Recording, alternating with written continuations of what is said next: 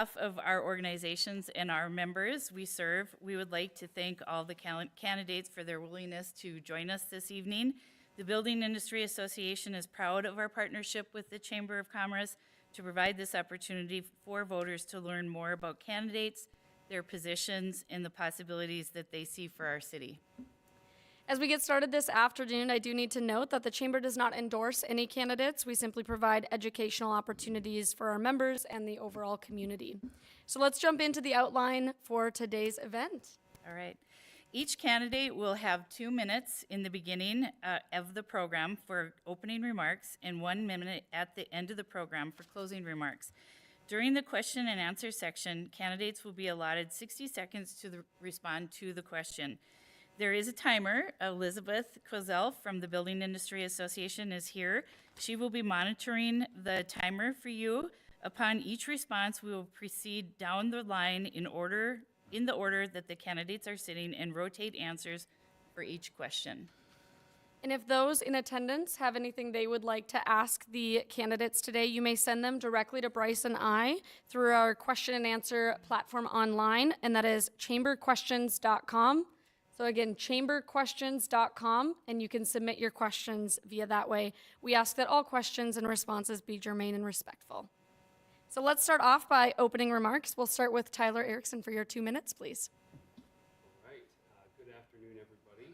Thanks to the Chamber and the BIA of the RRV for sponsoring the event and also moderating the event.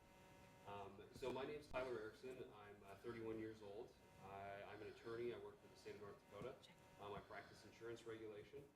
I also serve on the Indy.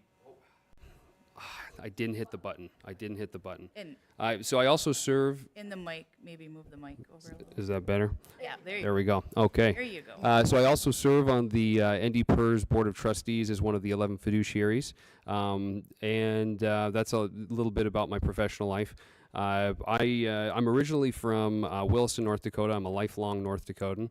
I bounced around the state a little bit, living in Grand Forks, Bismarck, Mandan area during my college years and my early employment years. And then just within a little over a year ago, I moved to West Fargo. My wife and I and our 2 kids did because we were super excited about the different opportunities here for ourselves and for our children. And then now to the most pressing question of the evening is why I'm running for West Fargo City Commission.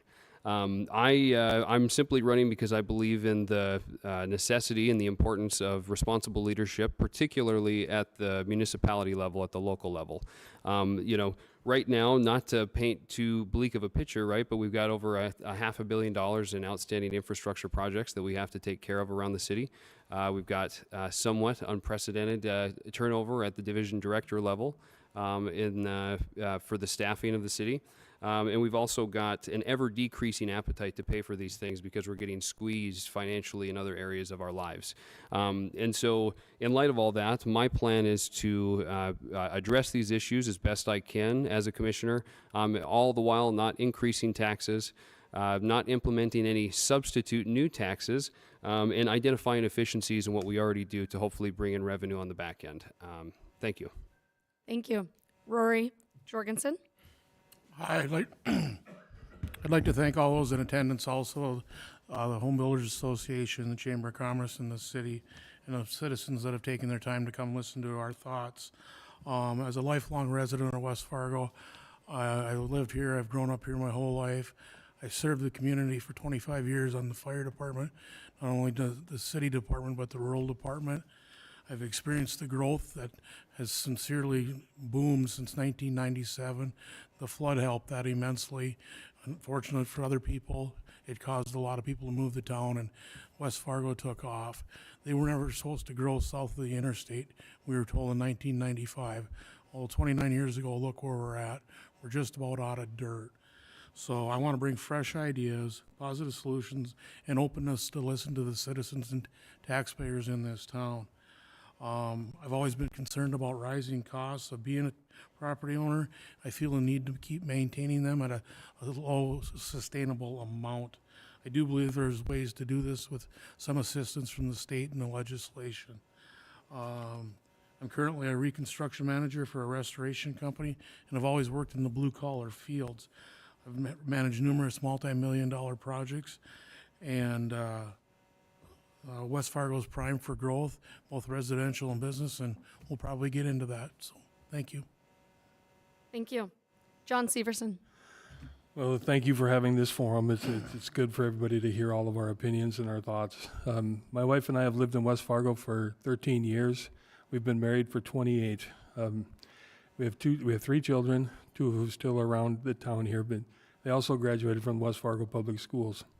I'm looking at things from a business standpoint and the management in that area. That's kind of why I'm running.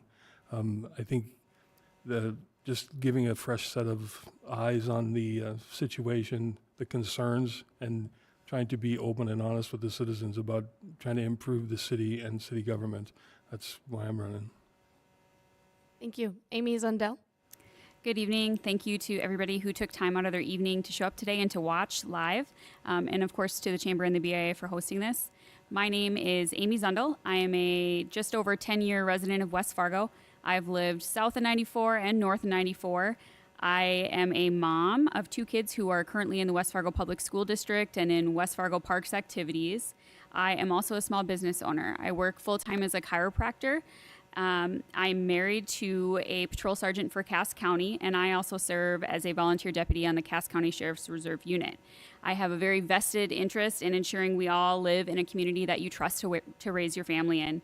I decided to run because over the last few years, I found myself saying many times, like, I wish someone would do something about this. And the more I say that out loud, the more I try to ask myself if that's something that I can step up and be a part of. And I decided it could be something that I wanted to do. Overall, my plans for being on City Commission, if elected, would be to really look at creating a cohesive 10-year plan as a city that involves bringing all of our stakeholders to the table to be a part of that plan. And within that, finding some objective and measurable goals, and also asking ourselves, how often should we follow up with these goals? How do we know if we're on track? How do we know if anything that we're implementing is working or not? So I look forward for the opportunity to do that, and thanks for hosting. All right. Thank you. We'll get started with the first question here. I'll ask the first one and then turn it over to Bryce for the next one. So starting with Rory, and please make sure that your microphones are really close to you when you speak. Perfect. Thank you. I just got a comment from the audience about that. The first question that we have for you is just to learn a little bit more about your priorities. So can you share the 3 most pressing issues in West Fargo today and outline your specific plans to address those issues if elected? We'll begin with Rory for 1 minute. First one is the growth. The building permit dollar amounts have went up due to the rising cost, and that is looking at slowing down as we're out of dirt to build property on. We need to meet with people on the front line, the developers, the Home Builders Association, future business owners, the bankers, to hear what as far as they're looking at and hearing from their customers, what the needs in the future of this town, what they want to help develop and keep making West Fargo great. But we need to do it, to define it, and be very transparent and have a strategic and financial plan so that everybody's aware of what exactly is going to go on, and most of all, get the citizens' input on that so as they're fully concerned, and we want to be openness and transparent to hear what they want to have in some of their neighborhoods and not in some of their neighborhoods. The growth is taking over also is going to be police and fire protection. It's huge. I'm going to run out of time, so I'll just stop there. Thank you. John. I think reducing the budget, I think we need to look at ways to reduce the budget, reduce costs for the citizens, while still providing all the services. Also reducing the debt. There's 321 something, or maybe it's 290 million in bond debt that the city still owes that needs to be reduced. And I think if you start reducing that debt, then other things, you don't have to allocate the money to pay for that debt later on, and we can handle, reducing the budget some. Also, I think special assessments. I think we need to look at a way to eliminate special assessments. Greenfield or brownfield assessments, I think, can be eliminated fairly quickly and easily. Just don't do them. And then the funding for for projects with special assessments, we can look at a different way of doing them. Thank you. Amy. So as I said in my opening statement, I'm most concerned about creating a more robust 10-year plan as a city. I know we have a core improvement plan that was supposed to be a master plan from 2020 that I don't know that we've fully been accountable to as a city. So I think we need to sit down and set some realistic goals about how we're going to address some of these funding priorities. We have over $543 million of core area improvements in the land that is in the core area part of town. So I think we can start today and now figuring out which one needs to come first, committing to completion to these projects, getting creative with how we are going to special assess the projects. Within that, I would like to create a long-term actionable plan to reduce that overall special assessment burden on residents, or more clearly define how we're special assessing projects and have the homeowner fully aware of what special assessments may be coming to a neighborhood near them. Thank you. Tyler? So my three things, number one would be special assessments. Second one would be staff recruitment and retention. And the third thing would be cross-governmental collaboration. Number one, with the special assessments, there's the two different types of specials that you can be dealing with. Specials are synonymous with infrastructure. You can have the greenfield, as John mentioned, or you can have the brownfield, which are actual improvements, not the actual building of the new infrastructure. I think everybody can agree that, not everybody's going to agree if on those brown field improvements or just actual improvements. So that's not going to be going away. The new special assessments, that's a little bit more debatable. There's two schools of thought on it, but I think we can do that better. The staff recruitment and retention, the staff are the lifeblood of the city. They're the lifeblood of the services that you receive as the residents. So taking care of that is very important. And the cross-governmental collaboration is very important, particularly with the school district. All right, thank you. Our next question will direct to candidate John Severson. The city has recently experienced criticism on their practices of transparency and accountability. Are these criticisms fairly deserved? How would you approach your role on the commission in relation to these issues? I don't think the city is non-transparent, and I don't think that the concerns are 100% legitimate, but I think perception is reality. So if the citizens perceive us or the city as not being transparent, then it is, even if it isn't or isn't. So you have to address it that way. I think one of the concerns is the financial director's position and the finances. I think you could just open that up to a forensic audit, and you would eliminate any issues. The forensic audit is very deep and very thorough, and it would just eliminate any questions about that. But I think other than that just being open to listening to what the citizens have to say as a commissioner, and hearing what they have to say, and not always taking it for what I think might be right, but listening to what the citizens say and going with what they have. All right, thank you. Amy? I would say that if you looked on our West Fargo website, you would be almost overwhelmed with the amount of information that is very readily available to you. I think there are perhaps opportunities to make some of that easier as far as knowing exactly where to look. Maybe we could look into doing some of that, but everything that goes on within the city truly is an open record. I think there was obviously the public incident where there was an open records kind of violation.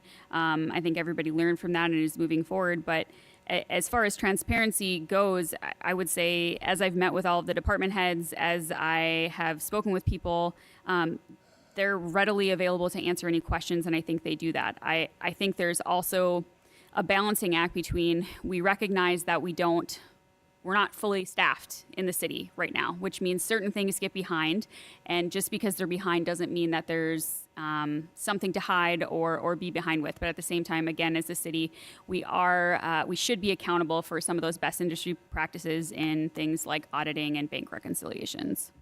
All right, thank you. Tyler? I think, on the idea and issue of transparency, as an attorney, I think of open records, open meetings violations, and I think of the particular example that was brought up, and that there's been no actual formal disposition of any open records violation or open meetings violation with that situation. So my idea by running and being on the commission is to hopefully improve the visibility and the optics of the commission. Right, I as a public official on ND PERS, right, we have quorum requirements that we have to adhere to. There's open records that we have to adhere to, and I do it on a daily basis with my work. The other more interesting thing that I have a particular interest in is the procurement rules that the city has to follow with public spending. That's one thing that I would like to see as a commissioner fleshed out a bit more. Oh, Rory? I think the city's, for the most part, been very transparent. In one of my meetings, I brought up with Dustin Scott the opportunity to send out a weekly newsletter. A lot of people in this town get their water bill via email. Just keep it down on email. Don't create a hard copy, but let the citizens know what meetings are going on this week, what street closures are going on. Have a department head write a little snippet in there. Let people know what actual benefits they're missing out on. You go to a lot of these new developments, they don't have trees. The city has money allotted from the developers for trees. So being more open and giving people, when they read the ordinances, there's always 2 readings. But if some people can't make some other meetings, try to have more than one meeting at different times. Like the city meeting, the commission meeting, it's always at 5:30. Some people work a little later than that. So trying to give a little more options on attendance from the public. All right, for this next question, we'll begin with Amy. This comes from the audience. How should West Fargo and Cass County governments work together to improve services and gain efficiencies? And I'll maybe add either Cass County governments or any neighboring cities and government entities. So we'll start with Amy. Can you repeat that one more time? Yep. How should West Fargo and Cass County governments work together to improve services and gain efficiencies? And then I added in with neighboring cities as well. I think we do a lot of cross collaboration. We spoke about this the other night as far as, we're on mutual aid for some of the fire calls. I think we do mutual aid with many of the police calls as well. I think there may be an opportunity, perhaps if we're talking about some centralized admin things, that, there could be some opportunities there. But overall, I think we work pretty well together. The area that I would like to see improved relations in, and perhaps this is going on and I just haven't experienced it, is a lot more conversation and collaboration between the school board and the city, just because I think the schools are such a vital piece of developments in general, that I would really like to involve them in a lot of the long-term plannings, especially as we grow into the lagoons. Thank you. Tyler. I 100% agree. I hope my light was on that last time. I don't know if it was. I 100% agree with the collaboration with the school district. I was in here at the Planning and Zoning Commission meeting last night, and I made a particular effort to stress the importance of making decisions and planning as a city with while remaining cognizant of expansion and growth of the public school district. As to other like more metro-wide ideas, we were just in here a week or two ago with the League of Women Voters and AARP, and one of the ideas that they tossed up was a metro area transit. I know from living in the Bisman area that particular project can be very very expensive, and it's in the red, I think, even to this day, if it's even still existing. That's one of those things where the partnerships can be good, but they can be cumbersome because you have to proportionately assess the cost of things, and that can get difficult. Thank you. Rory. Can you repeat the question, please? Yes. How should West Fargo and Cass County governments work together to improve services and gain efficiencies? And I added with surrounding communities, neighboring communities as well. I foresee that as being a big issue, and I think they're going to head it off as you look at where our growth's going to go. We're going to reach out into our extraterritorial property, and that's going to affect the county. So they need to be directly involved in the decision-making on what's going to affect their roads and what's going to be traveling up and down and what kind of businesses are moving into the county. They're going to help maintain them. I mean, we're going to get too big. Hopefully it's under control, but the county's always there to help. I mean, we're Sandbag Central in West Fargo. It was always the county, and the citizens went there. The services provided to the fairgrounds are taken care of by, the county, but West Fargo Fire Department rural helps them out. It's in their district. So I think they've been in collusion to work together. They see the future coming. So I believe it's very important. Thank you. And John? I think the government should be working together. Cass County, the city, Fargo, Horace. I think we need to all kind of have a mutual aid, so to speak, in a sense. I think just finding out where things are going. But I think the most important one probably for the city is with the school district. I think is you have to. As you're going to expand, you have to plan for and have the schools in those areas. Otherwise, you're just going to be, creating log jams, or you gotta have kind of a plan going forward. But the school district is probably the most important. But I think working with the county, looking at ways to mutually aid in fire and police as well. I think it'd be a fantastic idea, and I think it'd be a cost savings for all the cities and the county. All right, thank you. We're going to start with Tyler on this one. West Fargo has flourished with business and community offerings, bolstering the population. What are your thoughts on the direction of the city? Well, I moved here because of all the growth and because of all the opportunities, and I want to continue to see it grow. I think, one of the things at our last debate forum for the public, one of the things that came up is the 16,000 house metro cog study that has been talked about around the metro area. And I think, right, if we're talking about checking a lot of boxes as a governmental entity, the building and increasing the supply of housing in this area will alleviate tax burdens, because it should hopefully per capita and per household reduce the amount of tax that you're paying, but also bring in more revenue, and it will hopefully decrease the prices of homes. I think if there's anything that's worthwhile is to continue the growth if we can, in a way that benefits everybody, and I think that's one of the things that we can prioritize. All right, thank you. Rory? I'm sorry, please repeat that. Yes. West Fargo has flourished with business and community offerings, bolstering the population. What are your thoughts on the direction of the city? Well, I think it's going in a great direction. That's why I want to be part of it.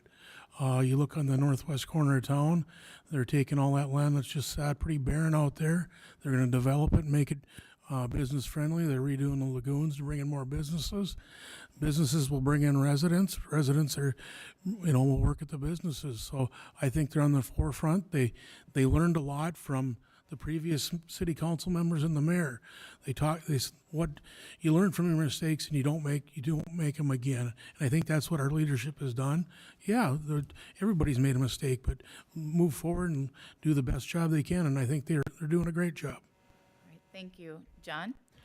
Well, I think the direction of the city, I think, is in a good direction, but I think it needs to focus more on attracting businesses rather than residents right at the moment, to try to get a better balance for businesses and residential, to help with the tax burden. But I think overall the city's in a pretty fair direction. I just would like to make sure that the growth is not explosive. It'd be more of a slower, controlled growth. I think that's gonna help in the planning.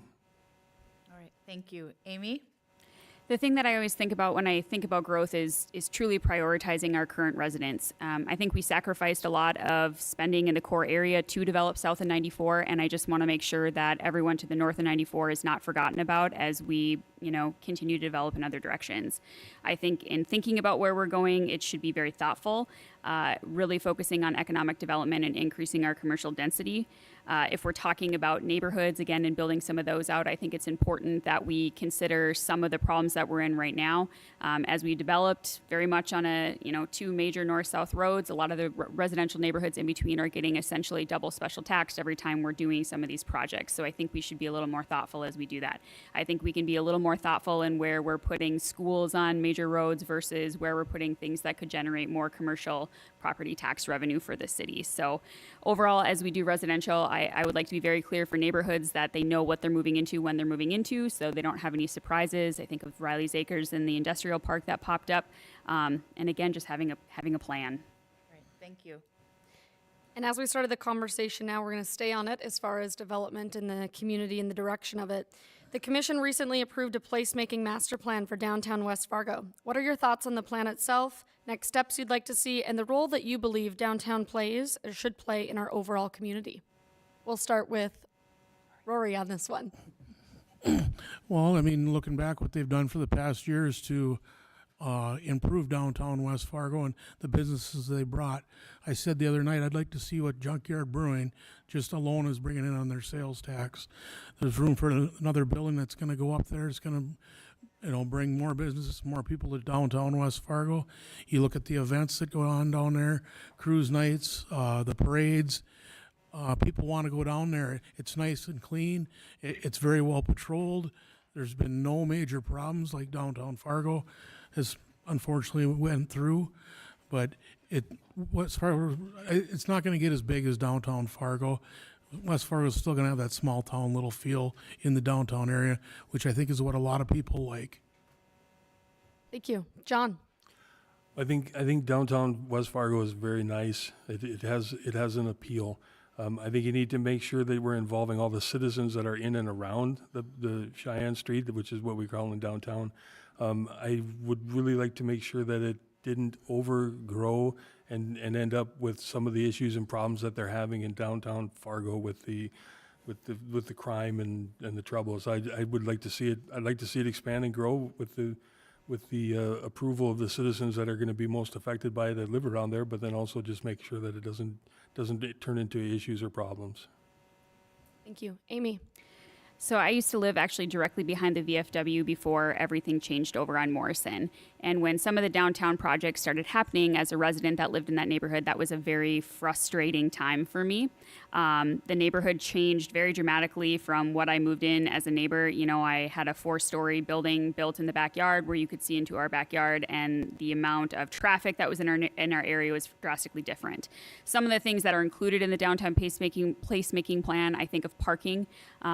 Again, we see these problems where, yes, commercial density is great. Are we affecting other businesses by not having any parking for people to go? So I think that that's something I would also like to keep my eye on. Another part of the plan includes redeveloping underutilized or vacant spaces. I think the concept of paying attention to more Renaissance zones, I think there's some opportunity there to do a little facelift when needed in some of the parts, even in the residential areas. So overall, I think it's great that we're increasing our commercial density, but again, my thoughts are to always prioritize the current residents that live there. Thank you. And Deanne, I know you were just able to join us, so I'll repeat the question here. The commission recently approved a placemaking master plan for downtown West Fargo. What are your thoughts on this plan, next steps you'd like to see, and the role that you believe downtown plays or should play in the overall community?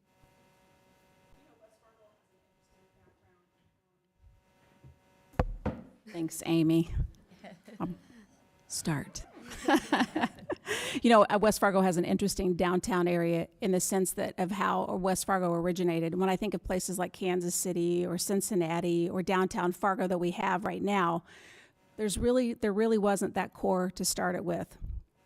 And I think the only concern I have is we're trying to develop a core that's not there, and the impact surrounding those citizens is, like Amy said, it's having an effect on them. On the other hand, at the same time, I recognize the fact that if you lived in the Kansas City metropolitan area, and particularly in the downtown area or even in Omaha, there were growing pains that happened.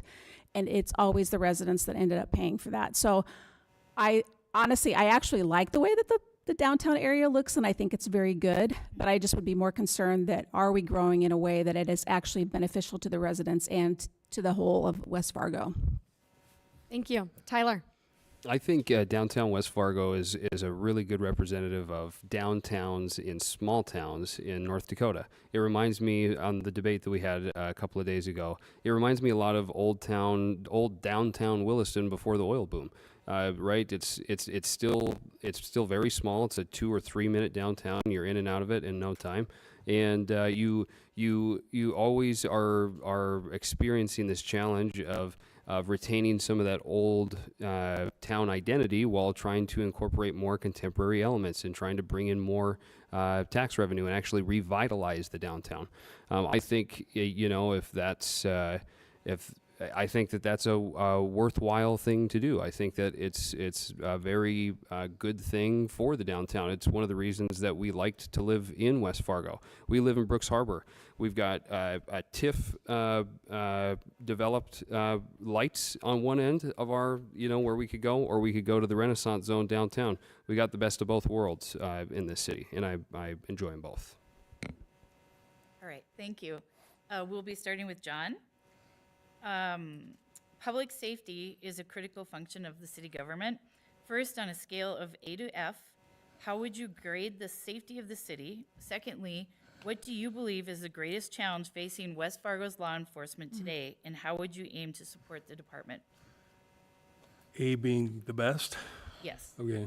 I would say A minus, maybe. I don't, maybe even an A plus. I mean, I don't ever feel threatened. I live in seems like a very safe neighborhood. I mean, I don't see a lot of police there all the time, but they're there.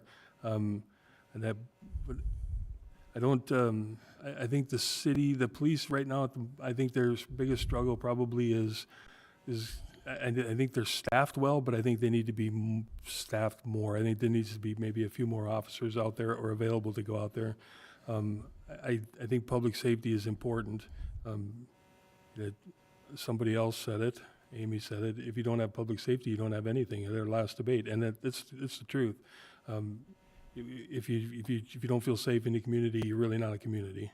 So I think we need to support the police, and right now I think they're staffed, but any requests I think would be on my approval list. Thank you. Amy? So public safety is probably one of my biggest passion projects. It's my favorite thing to talk about. West Fargo, I think, is a very safe community. I would rate us probably an A minus. Our crime was up just slightly. I think it was 6% in the 2023 annual report. Some of the areas of growth that I would personally like to see is perhaps in the traffic safety arena. When I look at some of the annual report numbers, I see that we only have one traffic safety officer dedicated. Fargo just got a grant to pay for 6 in the city. When you look at some of the deaths in the city, the things that I think of are traffic safety deaths due to people that were driving under the influence. That's a big contributor to safety in the community that I think we could probably spend a little more time addressing, albeit very unpopular for people who are distracted driving, drinking and driving, doing all of those things. Overall, I think when you look at the national setting in the context of this, the best thing the City Commission can do is, quite frankly, not politicize a police department. Support them, stay out of their way, don't make it political. All right. Thank you, Amy. Deanne? I met with the police chief, and he's a great guy. When he shared with me some of the things that they were doing, I thought, our city is actually a very fortunate city. A couple of things, though, after meeting with him, is that he did talk about the fact that first, their finances are in really good position, so they do a really good job of projecting out what they actually need for their department, which is great. He talked to me about mental health issues and drugs in the city, and those are 2 things that we're looking at right now that are a problem. And as Amy said, the rise of driving under influence. So those 2 things, and then I know that he did actually mention the fact that we don't have enough police officers right now and that they have positions that are available. So I think recruitment is another issue right now that West Fargo is facing. Great. Thank you. Tyler? I would give West Fargo an A, no minus or plus. I think one of the I haven't reached out to the police chief because a quick glance at the police report, the annual report, they didn't have any requests for staff. They're doing mostly good in every area. I didn't have any reason really to reach out to them. But so I've also, though, I've completed something called the Citizens Police Academy. It was in Bismarck. And, you get educated on what the police officers go through on a daily basis. And I think it was more insightful than anything just to see how stressful and how taxing it is, not only on the police officer, but on the police officer's family, just to go out and do it day in and day out. So my number one thing, to assist the police force in West Fargo would be making sure that they have adequate access to resources, whether that be, their gear, their mental health resources, and things for their families, and different team building things to retain the employees here. All right, thank you. Rory? Oh, I'd give them an A minus. First, there are no buildings on fire right now, so the fire department's doing their job. The police and fire chiefs have shown that they've always looked ahead. They've always been in front of the city council in their yearly meetings. They've been budgeting for this improvement. I mean, the fire department's been growing by leaps and bounds. The city was well aware each year what the steps were, and in pre-planning and having a well thought out process, the city got in front of it, both financially and responsibility. You hear about the amount of training that is provided to both law enforcement and fire department. My wife's been to 3 different trips this year already. I just talked to some guys that got back from Teeks on the fire department. So they're continuing training because the world's changing around them. Thank you. Our next question will begin with Amy. A proposal to eliminate property taxes in North Dakota has been circulating. Can you discuss the potential impacts of this measure on West Fargo and your stance on it? I am very against this proposal. I think if you ask anybody that is in many places, the overwhelming answer is no. I say that because I have had the opportunity as a board of director president for a statewide agency that relied mainly on state funds. I've tried to get state funds. Senator Judy Lee is here tonight. I'm sure she can attest that if things are left to the state, it's a long list, and you don't have local control of where that money goes. So that is my fear. I want to retain local control. I'd like to have votes on where we're spending some of the money. I would like it to stay here and to not go anywhere else. Deanne? I like it, and I'll tell you why. Right now, the state already shackles local entities on what they can do for taxing. And it actually does not have more local control. It actually has less local control for one really big reason. And one of those big reasons right now is particularly for what West Fargo is facing. We're facing huge infrastructure problems. It would be far better for the state to unshackle local entities and say, if you want to decide what you want to tax your residents on, you should be able to do that. Because right now the Century Code is set up in such a way that it determines for the cities what they should value properties at, versus saying we need a flat amount of tax over the entire population to be able to run the city. So I believe that it can actually be a really good thing because it can actually unshackle the cities to be able to do what they need to do for their local taxes. Tyler? There's 357 incorporated cities in the state of North Dakota. There's 53 county governments. There's 1,300 townships. There's 183 independent school districts. That would be taking all of those roughly 1,900 governmental entities throughout the state of North Dakota and centralizing all of that authority and decision-making power up at the state level with roughly, forgive me for, I don't know how many representatives and senators we have, but we don't want people in Williston making decisions about what should happen in West Fargo with taxes, because these 1,900 different political subs throughout the state, they all have different needs. They proportionally, everything is different.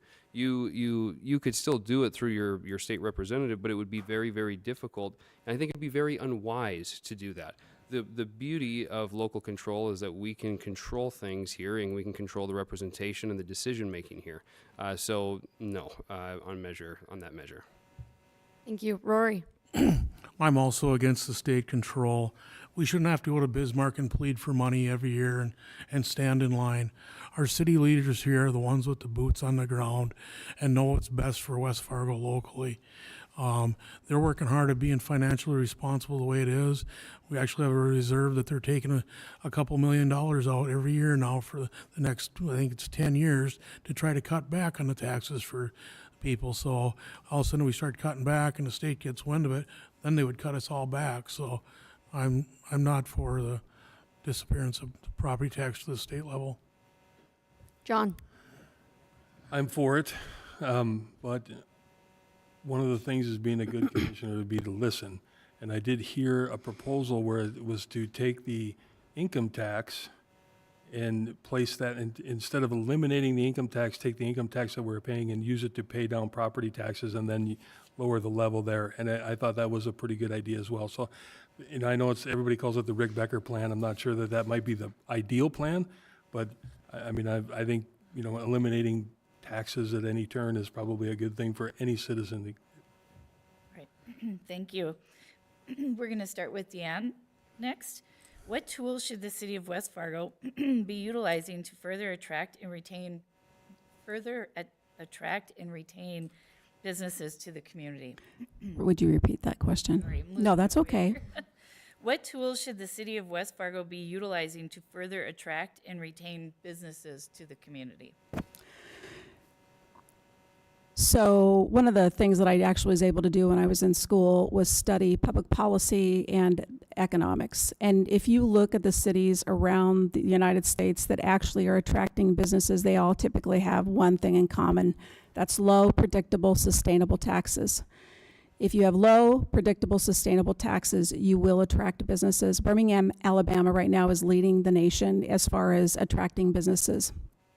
And what we're discovering right now with West Fargo is that we don't really have that. And that comes out in a couple of different funding mechanisms that we're actually using. So if you were to knock on doors and you would ask people, how do they feel about different things like their property taxes and specials, they're all saying the same thing. And a lot of it goes back to the predictability. I have the fortunate aspect of living in different cities across the country and in different states. And one of the things that I've noticed is that I've seen the good, the bad, and the ugly. And the cities that actually really do it well and attract businesses have those components to them. Thank you. Tyler? Can you repeat the question? I know you've already done it once. I apologize. What tools should the city of West Fargo be utilizing to further attract and retain businesses to the community? I think the number one thing, it's all, there's a financial component to anything, especially obviously in the business and commercial development. Low, sustainable, predictable taxes, and then also implementing, as we do regularly, incentives in a responsible way. I think inevitably you're always going to have controversy surrounding incentives for building and for businesses, whether they're the TIFs or the pilots or the Renaissance zones. For me, one of the things I'm planning to do if elected is there's something that I've been told that you can ask, right? And it's the but-for test. Will you develop but for the absence or inclusion of a economic development incentive? And I think that's one of those questions that need to be asked regularly to ensure that we're responsibly implementing the incentives. Thank you. Rory? Well, I think the city does a pretty good job at that also, by attracting businesses with the TIF incentives and especially like growing businesses and entrepreneurs by giving them a Renaissance zone to improve their property. They're making it very business friendly here. We could probably, I know we do some financial assistance in getting the workers to obtain the skills that they need to do the work. But in order to have all the labor here, we need to create and preserve affordable housing for the workforce to sustain the workforce. Thank you. John? I think West Fargo already has the attraction. You have fantastic schools which will want to bring people in here to, if a business comes in, you can get people to move here or that live here that will want to work for you. I think I don't know that the incentives are always that great, because most of the time when they say, would you have built anyway, they say yes. So why are we giving an incentive? I just don't think it's kind of like giving discount tickets to a Taylor Swift concert. I don't think you need to offer up the world, but every individual situation needs to be looked at. If something needs to be granted, then maybe granted, but look at everything individually, not just as a whole. We'll give you the world. Thank you. Amy? So I think one of the great things that we can do for retention is to invite stakeholders to the table when we're making decisions, whether it's changes in our special assessment policy, whether it's talking about what type of development we're doing, any of those things. I think the more the merrier when it comes to having productive and respectful conversations. As far as retention as well, one of the reasons I chose to have my business in Fargo instead of West Fargo was ultimately the unpredictability of special assessments. Anywhere where I was going to put anything commercially in West Fargo ran a very large risk of not being able to predict what my CAM and overhead was going to be. Ultimately, I appreciate incentives. I think we have great incentives. The great thing about the TIF things is that you can use individual totality of the circumstances for each project. We can decide how can we uniquely meet the goals for that business. What do they need? Who are we competing against? How much does that business, when it's coming to town, does it align with our long-term goals as a city? I think the city of West Fargo deserves major applause for the daycare things that they did, because I think that's another big player. Thank you. All right, I'll remind the audience, chamberquestions.com is where you can submit them. I've seen a couple good ones come in. I'm going to save a couple for our rapid response at the end, but chamberquestions.com if you want to ask a question to our candidates today. This next one, we'll start with Tyler. With the state legislative session right around the corner, what issues do you believe should be on the city of West Fargo or the community's policy agenda? Well, as far as municipalities go, right, as I've talked about frequently, the lifeblood of what we do is our staff, right? And so serving on the PERS board, all we deal with every day, month to month, is employee benefits, whether it's retirement or pension benefits or DC benefits. We're going to be transitioning on January 1 of this next year from a catastrophic change from a DB pension plan to a DC 401k plan. And we're going to be feeling the effects of that. Most people will be grandfathered in, but as far as hiring goes for the future, whether that's an adequate recruitment tool to do that. And then as far as other things go, I've heard the gubernatorial debates. There isn't a lot of appetite, I think, at the legislative level to give us any more property tax relief. So I think that we're maybe on our own to handle these things. And I think we should be, because they're local issues. Thank you. Rory?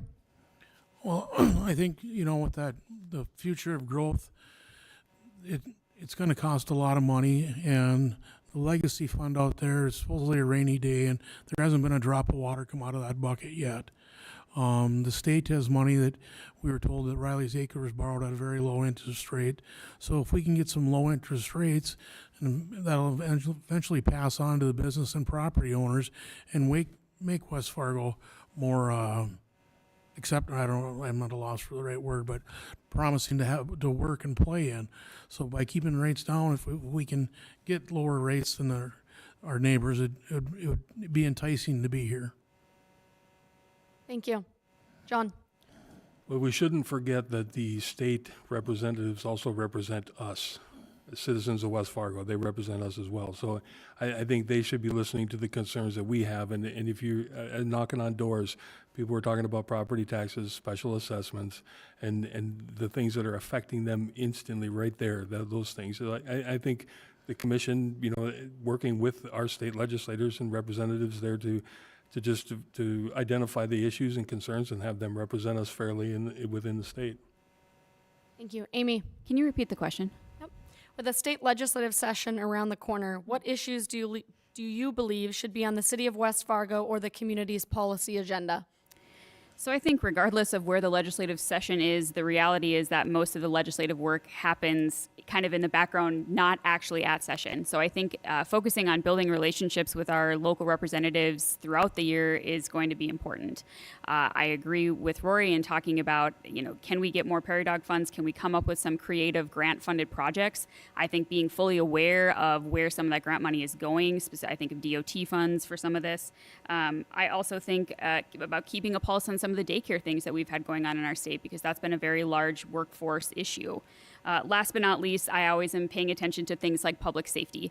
There were a few major public safety bills last legislative session that I would have preferred to see pass. I think we have a major problem with people that flee in North Dakota. I think we have a problem with accountability as far as punishments go, because some of these punishments aren't really deterrents for people like they should be. So overall, I think we should be building relationships all the time and moving forward together always. Thank you. Deanne? Yeah, I think there's a couple of areas, particularly as they impact us locally. One of them is the funding mechanisms that we currently use to fund our city. I mentioned earlier about the valuation on properties. I think that that's something that the legislature should actually look at doing, and I think there's actually some talk currently about doing that, because I go back to the fact is that cities are actually very restrained on what they're able to do on a tax basis wise to find the monies that they need to do what they need to do as a city. So that would be one thing. The other thing that I would do to help that is if the model that we should probably, I think, switch to is the low sustainable predictable taxes, is in many other states they use things like wheels tax. So a wheel tax would be determined upon how much a car or a semi truck or whatever it would cause damage to the road. And so that's actually something that the legislator can actually look at, and I think that that would actually help, particularly West Fargo, as we're dealing with some of our infrastructure issues. All right, thank you. We'll start with Rory this time. As one of 5 on the city commission, you will need to convince at least 2 others to vote with you in order to get things passed. Please detail how you build coalitions, sometimes with those you've disagreed with on other issues, to come together. Well, we're all going to need to work together as a team.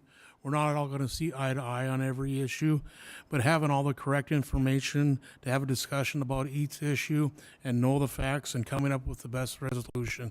All commissioners were placed up here to do the best job possible.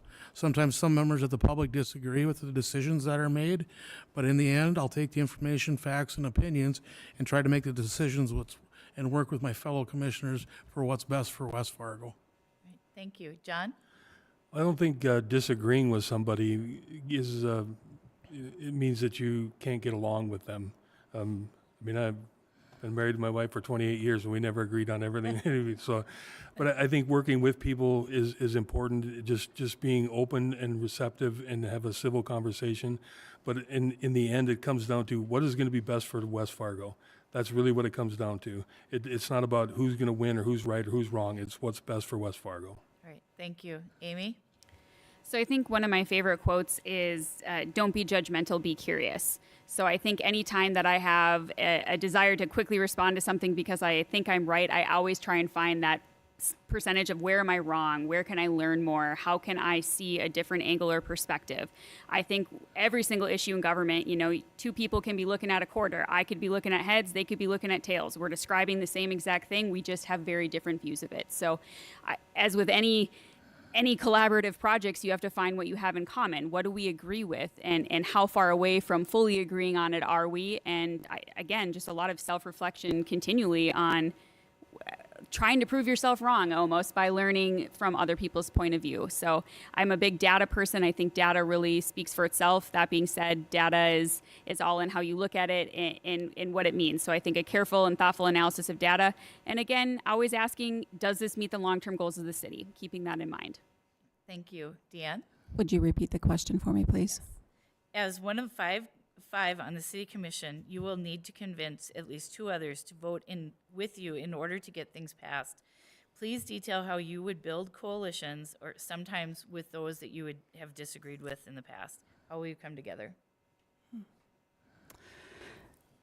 I think one of the things oftentimes which gets lacked in organizations is good creative discussions on how we are going to get to the outcomes that we need.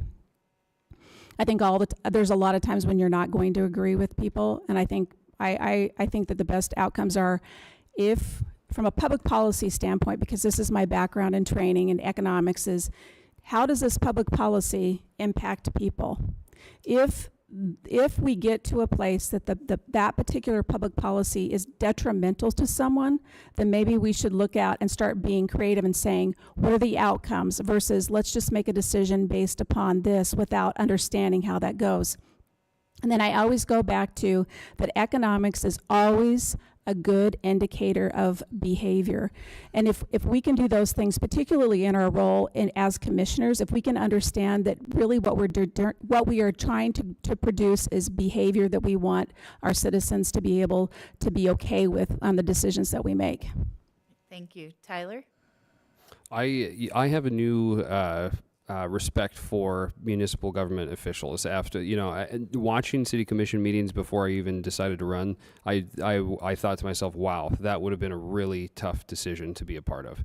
And now that I'm doing this, I still think that, right? It's very difficult. There's a lot of difficult issues. We're talking about making decisions about people's backyards, and I mean things that affect them on a very personal level. There's a lot of emotionally charged issues that we discuss, 2 times a month.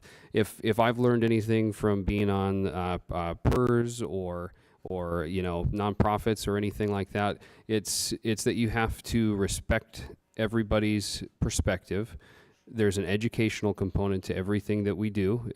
We have to make sure that we're educated on the issues. So capitalizing on the curiosity that Amy talked about. And then when you disagree respectfully and with integrity and based on principle. Thank you. This next question will start with John. Be remiss if we didn't talk about workforce with the business community that's in the room today. It's the issue that remains top of the list for much of the business community, workforce. What role should the city play in attracting, retaining, and developing that workforce? And how do we get more people to continue to choose West Fargo? I think one of the things about West Fargo is the school districts, and I know I'm saying that a lot, but it is true. The school districts bring people in. I think it's, as a city commission, I think just reducing some of the costs on business to allow them to maybe use some of that to attract more workforce. It's not, the city can't hire for a business. Making things more attractive in West Fargo, reduce taxes, do something about special assessments, just reduce the cost of government, and I think you take some of the burden off of business, and it'll allow them maybe a little more freedom in their pay scales, which would attract people, and then just overall just have a better community. Thank you. Amy?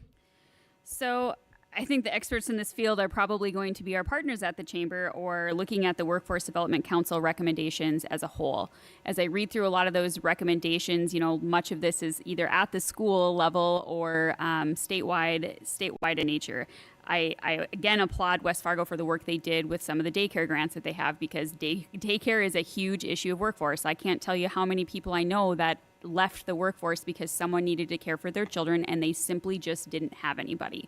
So I love that work of our city. We have an economic development manager in our city who I think does a phenomenal job. I think making sure she's supported so she can play her role again in working together with the initiatives that already exist with the experts.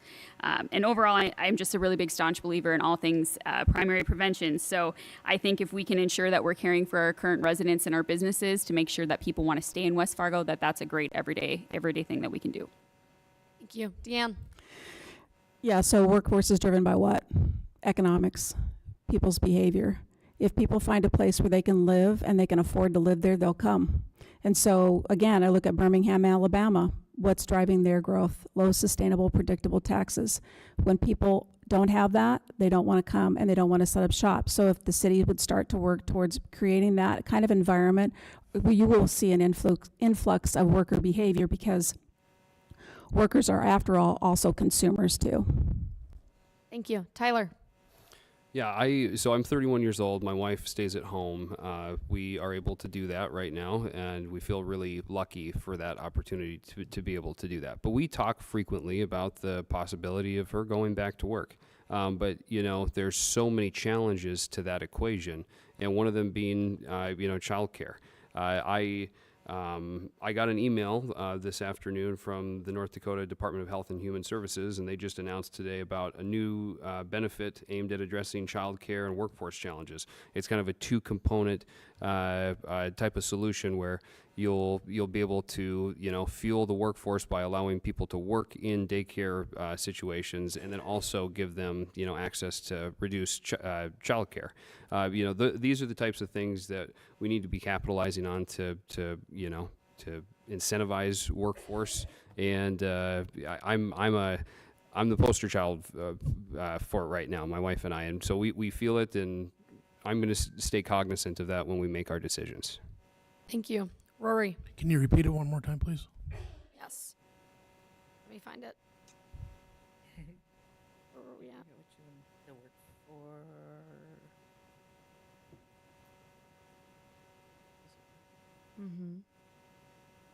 One issue that remains top priority for the business community is workforce. What role should the city play in attracting, retaining, and developing workforce?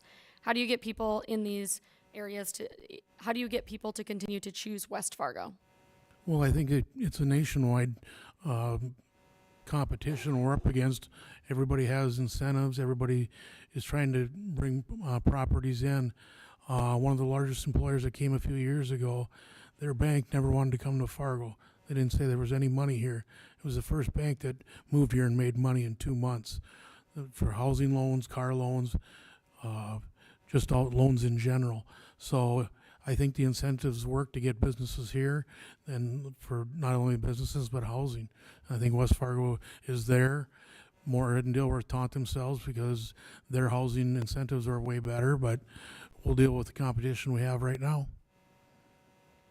All right, thank you. For this next question, we'll begin with Amy. This is a long one, sorry.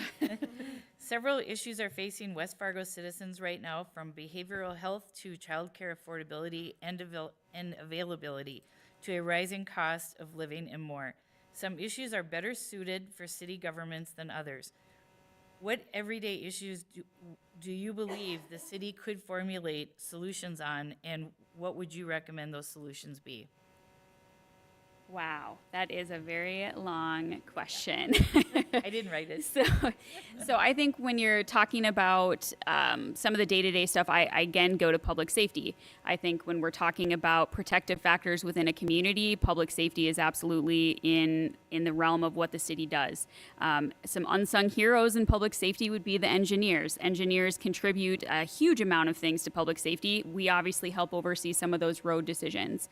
I think as a city, again, looking at that public safety stuff, looking for the DOT grants, ensuring that we're up to standards with all the things that we know that are ever changing is a great place to start.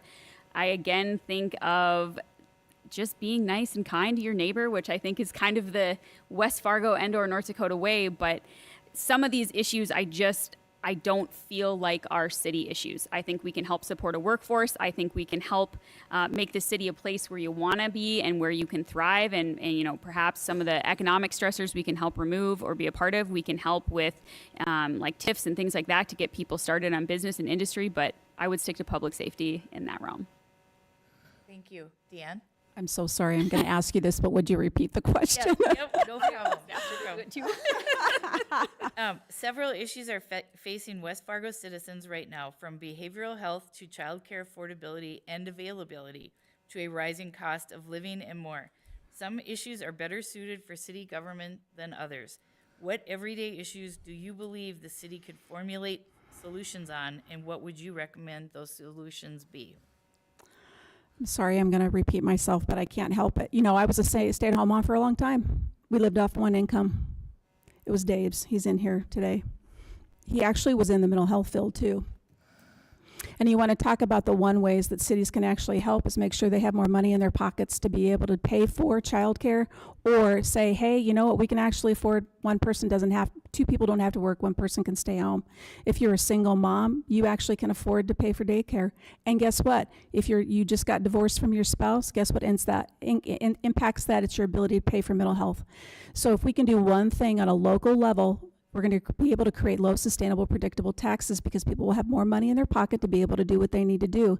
And if we do that, moms won't have to be forced to go back to work to provide daycare. If you're a single mom and you're in the middle of going through a divorce with mental health issues, you can be able to pay for mental health care. And so it's really, economics is the driver of most of our behavior. And so I think that if we can do that as a city, it will impact that, and it will. Thank you. Tyler? Okay, I've got a minute. Okay, so I'm going to go from a child to an adult to the nursing home. The child care issue, I think, you know, the best thing that we can do is zoning. Try to zone more favorably to allow those things. I've seen documentaries where municipalities have actually just totally publicly funded daycare facilities. I don't know if that's a route that we need to go or can go. You know, for at least in the middle of your life. My sister, she works at Texas Roadhouse, and her boyfriend, you know, he works at a tire shop. They're never going to be able to afford a house, ever, at the rates that they're going, short of a windfall. from their family. If there's anything that we can do for them, it's to try to increase the housing supply so that we can bring prices down. One of the things that we heard about at the AARP event is that, you know, a senior center is desirable. One of the things that we do at the insurance department is we contract with different senior centers around the state to provide Medicare Part D counseling. I think that, you know, the things that we can do at a senior center, that would be, if we can help fund that, that would be worthwhile. Thank you, Tyler. Rory? Well, I'll be the first to say I don't know a thing about daycare. I didn't have kids. I've heard a lot of people but have expressed those concerns on how expensive it is. When the daycare provider goes on vacation, they still get paid. If your kid's any bit sick, you got to get home. You got to miss work. And the way West Fargo is growing, it's a very younger community. So it'd be one of the things I've said I'm not very versed at all. I'd have to do some. Looks like it'd be one of the first places I need to start looking into to see what to help the daycare and the parents in this town. All right, thank you. John? Well, I think the child care grants are fantastic. I don't even want to know what the cost of child care is. When we had kids, it was bad enough, and I don't even want to know what it is now. And I'm sure that's a stressor on people. A lot of the issues, you know, with financials and affordability and things some of it are way out of the city commission's ability to affect or even influence. But I think one of the things that you can support, mental health issues, behavioral issues, those kind of things, I think with addressing that, not trying to use the police department to do that, but maybe to work with the state legislators on how we can address that statewide versus just, you know, from a city, but use the city commission bully pulpit to try to help push that along. Thank you. Next question, we'll start with Deanne. Can you explain your stance on the use of economic development tools like TIFs and other tax incentives, particularly in how they should be applied to West Fargo? Yeah, so I'm going to just say on the get-go, at first, my background is actually I used to work for the Omaha Chamber, and I used to actually think that these were good incentives for locations, but I've actually changed my mind. I went out and I looked at abstracts from other cities and locations and principalities, and actually said, is this actually really a good thing? And I'm just going to read from these studies of what the data actually shows us. An Iowa study of TIF usage concluded on that there is no evidence, listen to that, no evidence of economic-wide benefits, fiscal benefits, or population gains from an abstract. These are institutes that actually study this stuff on a regular basis. Another study from Illinois found that economic growth in cities that did not use TIFs were stronger than cities that did, because TIFs subsidies cause an inefficient allocation. So I'm not really for them. I used to be for them, but I'm not anymore, and I go back to data. If the data tells us they are not helpful, then maybe we need to look at them and in a different light. Thank you. Tyler? Was the question just specifically regarding TIFs? No, I'll reread it. Can you explain your stance on the use of economic development tools like TIFs and other tax incentives, particularly in how they would be applied in West Fargo? Okay, abatements. I'll start with abatements, the 2-year abatement program. I think that those are, right, we're allowing people a little bit of tax savings on the front end to hopefully incentivize them to number one, purchase a home, and spend money to hopefully, where we'll capture sales tax revenue on the back end. I think that that's a beneficial thing. I think that the question of whether they're necessary is still up for debate. Whether they're actually incentivizing purchases, that's something to look more closely into. The TIFs, I think, are equally, debatable. I think, right. I can't help but think of the lights, right? That if had a TIF not been proposed, would that have been built? I don't know, right? And I think that's kind of the $1 million question. Multi-million-dollar question. And, but I from a resident point of view, I love having that access and those different things. And I know that it's bringing in sales revenue. So I don't necessarily agree that they're not net revenue intake for the city. Thank you. Rory? Well, I know firsthand that the TIF is working. I own property in the TIF in the western part of town.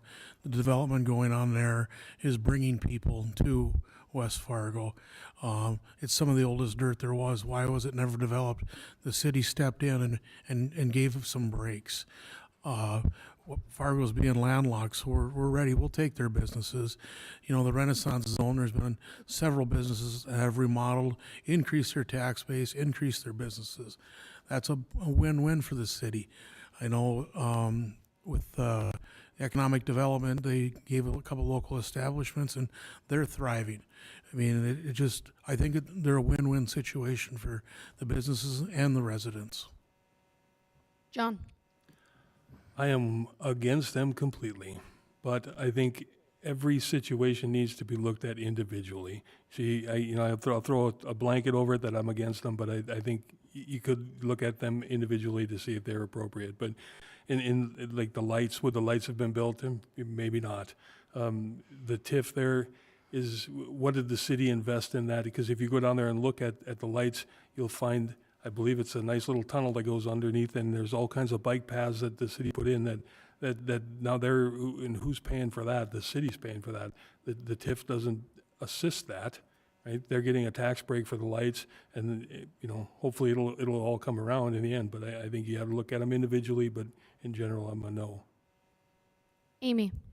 So I think it's hard to argue that there's not evidence of success locally for some of the TIFs and pilots and Renaissance zones that we've offered.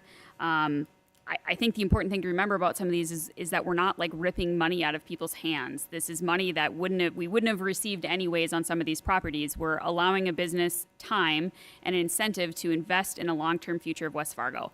I look at the lights. I met with West Fargo Events and I kindly asked him to go through the budget.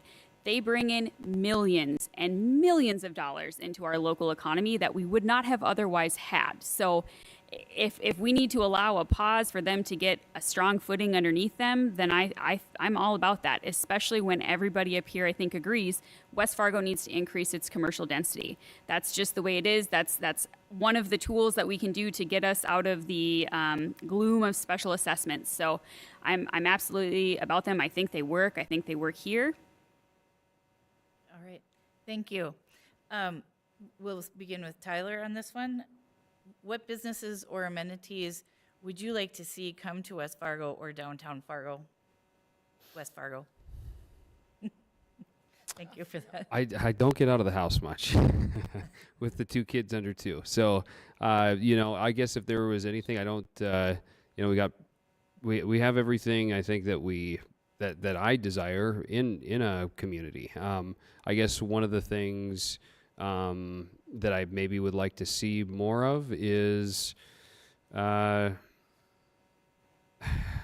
it's tough. I think we've got everything in West Fargo. One of the questions that came up during the League of Women Voters ARP forum was an event center, but I think Fargo has that, so we don't necessarily need to subsidize anything like that here. And we've also got, during the summer months, spring and summer months, we've got the lights for outdoor events. So I guess that's the best answer I have to that question. Thank you. Rory? Yeah, that is a great question. I've been asked it several times, and one radio show host we all know wants a White Castle. They don't franchise. We're not getting a White Castle here. Sorry. But I'm excited to hear that on Cheyenne, they're going to put in that pizza place and arcade. When I retired from the fire department, first thing I did is I went and joined Fargo Pinball. Every Tuesday night, I'd go play pinball because that was my fire meeting night, and it was my night I always had to leave my wife alone. But now with another place to go entertain myself, and for another family-friendly deal downtown West Fargo. But yeah, West Fargo's a great community, and ask, how to improve the quality of life in West Fargo. That's another tough question that I don't know. I mean, life's great here. That's why I'm living here. Right. Thank you. John?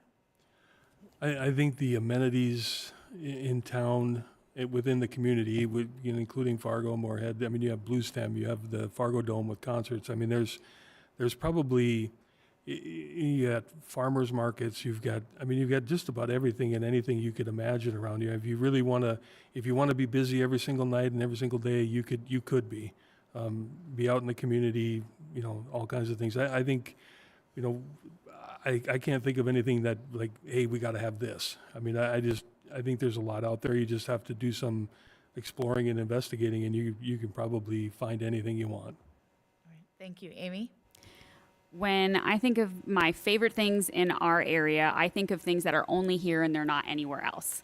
So honestly, I don't have an eye for what a bunch of other cities have, because my favorite things in town are things that we only have here, which I think is a part of what makes it really great.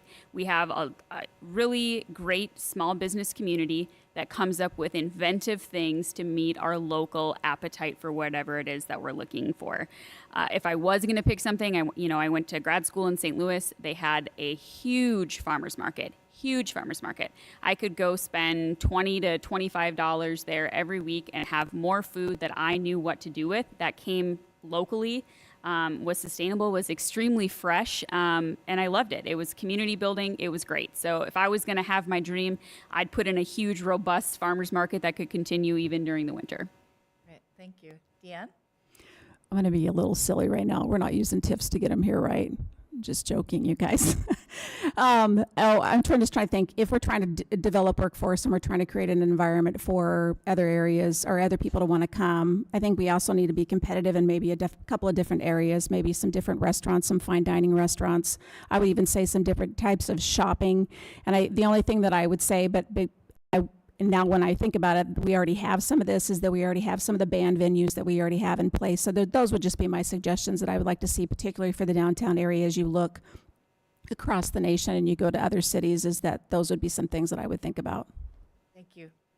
Right, we have a couple more questions before a few rapid response ones before we end today. So this one we'll start with Rory. What are your thoughts on the use of bonding as a financial tool for funding city infrastructure priorities? Well, I kind of touched on that earlier.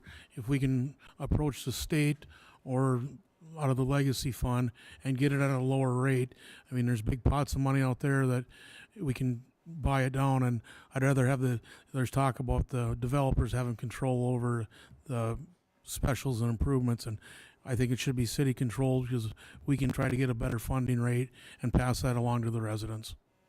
Thank you. John? I think bonding would probably be a better option than some of the other ones that we have, as long as you're not, as the city is talking about taking that burden on all themselves. Amy?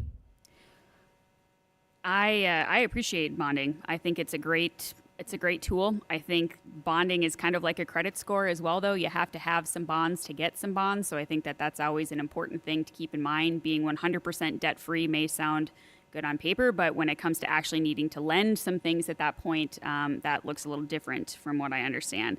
I think with bonding, again, with the Bank of North Dakota thing that Rory has mentioned, I think there are many opportunities to potentially pursue in that area and those avenues, especially when we get a finance director that comes in. And I think as long as we're keeping our eye on the ball when it comes to aggressive financing and refinancing with them, I think they're great. Deanne?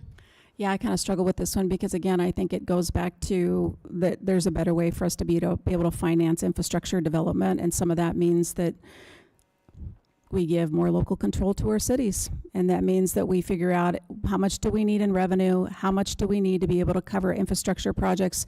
Is it 4 or 5% out of everybody that's in the city, and use a flat rate to be able to do that? I just think that there's different options that we could look at. I would have to do some research on it and just to understand it a little bit better, because the only concern I have is already the debt that we're already in right now. And we're only a population base of about 40,000 people, so that does concern me just a little bit. Tyler?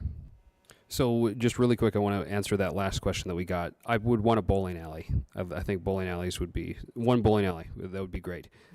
So infrastructure and bonding. I'm just going to go from one area to another. So the benefits to me of city bonding is that it affords flexibility for the resident in financing. In the way that, right, you don't have to cover the whole cost of the home, right? Your infrastructure is financed by the city, and you're hopefully getting a lower interest rate on that bond, that it's being passed on to you, right? The cost also runs with the land. my wife and I, we bought our house 16 seconds a year ago, right? And if we moved in a year, that the rest of the special assessment will run with the land. The upside or the downside to it is that the city ultimately, will have to go back in and maintain that infrastructure. If we have a 25-year bond and we have to go back in and maintain in 15 years, that just becomes a never-ending debt cycle. That's the downside to it. Thank you. Beginning with John. In the last primary election, Cass County had around 15% voter turnout of eligible voters. How are you encouraging civic engagement of our community? I guess I've been encouraging on our site. I've been encouraging people to vote, and I think and I think the five of us here, I think, are probably a prime example of just being involved and getting out there and encouraging people. None of us have held public office before. It's our first time running. We're all novices at it, I guess, if you want to look at it that way. But people can see that you can be involved and that you can make a difference. And I think that speaks pretty loudly. And hopefully the voter turnout is very good this time. Thank you. Amy? I think as a county and a city and a region, we've done a lot to make voting eligible, right? We have early voting, we have absentee voting, you can drop your ballot off at the courthouse all the way up to the day of the election, all of these things. And so I think we've made it about as flexible as you can get it. The concept is we have to get people who want to show up. To me, civic engagement really flourishes and grows when citizens feel like their voice matters. When they feel like coming to a city commission meeting and saying something and speaking their mind or reaching out to someone matters and they're heard, or maybe they're provided an explanation or they're directed in the right way. I think that's kind of at the core of a lot of this. I think people are really tired of politics. I think people are very tired of divisive politics. So again, leading from the front, I think it's very important to collaborate, and it's important to focus on uniting and not dividing. Last but not least, I guess for the local election, my signs are out. It says vote June 11th right on there as a daily constant reminder to everybody who drives by. Thank you. Deanne? Yeah, when people start to complain to me when I knock on a door, I ask them one question: what are you doing about it? Because if all you're doing is just saying that this bothers you, but you're not engaging in the process, you're also not part of the solution. And so I just say to them, there are different options for you. One of them is, are you involved on not just the local level, but on the statewide level?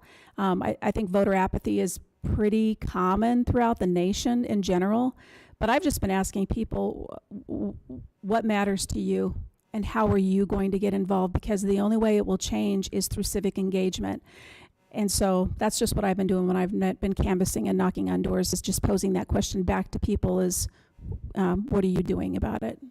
Thank you. Tyler? Can you repeat the question? In the last primary election, Cass County had around 15% voter turnout of eligible voters. How are you encouraging civic engagement of our community?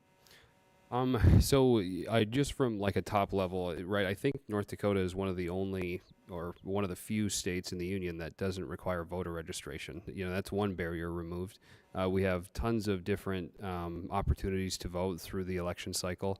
Right. And when I think of this question, I think of my dad. He's 62 and he probably hasn't voted in 40 years. And every time I get so upset that he will not go out and vote. And it's part of the reason that it fuels my fire in running and trying to do this is, because there's a lot of important things that we do, and there's a lot of power in it, and power in the service that you provide to the residents. So anytime that I talk to somebody that is maybe on the fence about voting, I do my best to persuade them to not be cynical about it. It's very easy to become cynical, but you have to remove that and get engaged as much as you can. Thank you. Rory? I'd be interesting to see like the years before, because in the last primary election we had that thing called COVID. Nobody wanted to go out. I think a lot of people were scared, and it held a lot of people back. But listen to a lot of people around town. Yeah, I'm going to get out and vote. I want to make a difference. And there's two new faces that are going to be sitting up here, and I think we're all for a huge turnout. We all want to, we all want everybody's vote. Thank you. All right, we're going to end with a few rapid response questions so the timer won't be on. First one is, how would you grade the city in the past few years? A, B, C, D, F, and why in one sentence? Amy, we'll start with you. One sentence. One sentence. You just used it. A rapid response. I would give the city a C, and I would give it a C based on accountability to our long-term plans and updated financials. Deanne. My God, this is hard. You guys are awful. I would probably give it a C too. Not in the sense that the staff that work here aren't doing a dang good job trying to do what they have in front of them, but because of the overuse of special assessments, it's killing people. Thank you. Tyler? I've lived here for a year, and I would give it a B. I've lived in Williston during the oil boom. I've lived in Grand Forks, and West Fargo's, I think, doing a great job. Rory? I'll give it an A. I've lived here a long time, hearing many great things, and I could go on and talk about the great things, but I'd be mute when it comes to the bad things in this town. John? I would give it a B+, and that is because of all of the people that I've talked to, the department heads, everybody that I've talked to. I think they really care about the city. Thank you. Okay, we'll start with Deanne. What 2 words that summarize your campaign for commissioner? 2 words? Yes. Oh, gosh. Thank God you're not giving me a minute on this one, even though it's rapid fire. I would say experienced leader. Okay. Tyler? Fiscal prudence. Thank you. Rory? Open-mindedness. John? Fiscal responsibility. Amy? Authentic and approachable. Thank you. All right. And last rapid response question. How many city commission meetings have you attended? We'll start with Tyler. Does that count virtual? No. 0 in person, but many virtual. Okay. I like his first answer, but yeah, 4. John? I didn't keep track. I know I've missed the last couple just due to some traveling issues, but I probably at least 4 or 5, somewhere in there, yeah. Amy? I know you said virtual doesn't count, but I've watched the last 2 years virtually. I've been in here for 5 of them. Deanne? I'd say 5. I've watched virtual, but those don't count, so. All right. Okay, well, looks like we're closing. We'll do closing comments. So 1 minute closing comments from the candidates now. So we'll go ahead and start with that. We'll start with Rory. You'll have 1 minute. Again, I'd like to thank everybody in attendance tonight for appreciate the opportunity to sit, listen to your concerns and answer your questions. My goal is to focus on the growth, the fiscal responsibility, and common sense within the government. I want to bring fresh ideas, positive solutions, and openness to listen to the concerns of the taxpayers in this town. West Fargo is a very safe, clean, vibrant community, and if elected, I will strive to keep it that way. I'll be available after the meeting for any future questions or comments or concerns. Thank you for your time. Thank you. John? Well, thank everybody for being here. Thank you for putting this on. I've been in business for 25 years in management. I've had to answer to KPIs every single year, and every single year they've always gone up while my budget has gone down. I think I bring that kind of an attitude towards to the city commission, and that's really where I want to try to see. Maintain the same amount of services or increase while still reducing costs. And that's my goal, and that's where I want to try to get to. Thank you. Amy? I really appreciate the opportunity to talk to everybody in another forum. I've loved the opportunity to meet all of the new people and learn all of the amazing things about our city, including where Rue Avenue is, that I did not previously know. It was really important to me when I decided to do this to run an authentic campaign. Again, I think people's distaste and distrust for government and people running in politics is at an all-time high and getting worse every day. So I went into it saying I'm not going to make any promises that I don't intend on keeping and I can't deliver. And the only promise that I can be sure of is that I'm going to be a hard worker. I'm going to show up. I'm going to want to be curious. I want to learn. I want to hear from you. I want to find some creative solutions. I would like to see more stakeholders at the table as we plan our next steps in West Fargo. It's a really it's a really exciting time to be a resident here, so I love that. And then last but not least, and speaking of civic engagement, it's very important that people get out and vote. Voting has already started. You can absentee ballot vote now. Early voting's coming up soon, and you can vote, of course, on June 11th. Thank you. Deanne? Yeah, thank you guys for putting this on. I appreciate it. So I just love West Fargo. We moved here in November of 2022, and I have fallen in love with the city. And I base my experience on three things. Number one, behavior. Economics is a driver of behavior. It's actually the study of human behavior, economics is. And public policy is how we implement economics. And the outcomes are actually what we should be focused on, not just the economics and the public policy, because those outcomes always impact people. And local governments have that power within their hands. They can either say, we want to give you more or we want to give you less, but the ultimate goal of any local government is to actually make people's lives better. And so I would like to see that, because West Fargo, I feel like, is at a crossroads to focus on those things. How can we implement good economic public policy that has good outcomes for people? Thank you. Tyler? Thanks again to the Chamber and the BIA for moderating, and thanks everybody for coming. It really means a lot. So I'm running on the idea that I think that every commissioner's decision, if you're serving on a commission, should be guided by two principles. Easy and affordability, especially in West Fargo, easy and affordability of everyday life, and fiscal prudence. What I thought at the beginning is that these two different principles would sometimes conflict and run away from each other. But what I found is that you can still make fiscally prudent decisions and ease the affordability of everyday life. I think that those things can be simultaneously achieved.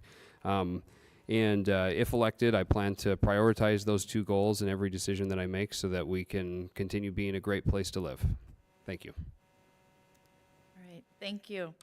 And on behalf of the Fargo-Moorhead West Fargo Chamber of Commerce and the Building Industry Association, we'd like to thank all of you for coming tonight and joining us.